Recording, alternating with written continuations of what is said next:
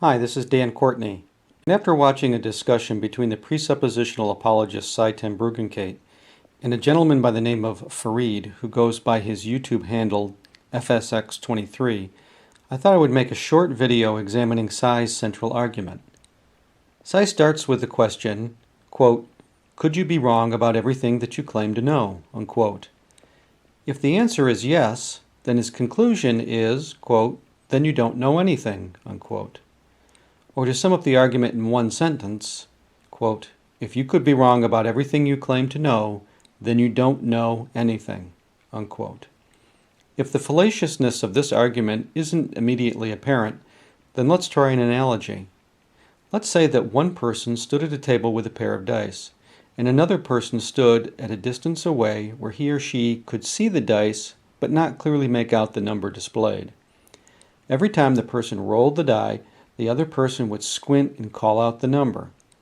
On any particular roll, the person making the call freely admits that they could be wrong. After all, the dots are fuzzy at a distance. In fact, the person admits that they could be wrong about every die roll, no matter how many times they were rolled. But it does not follow that the person is in fact wrong about any particular roll. The person could have said the roll was 7, when in fact it was 7. Using the presuppositionalist definition of knowledge, justified true belief, the person calling the die rolls would then have knowledge of at least one roll of the dice. It is justified by the person's view of the die, albeit fuzzy. He or she would believe that it was true, and it is in fact true.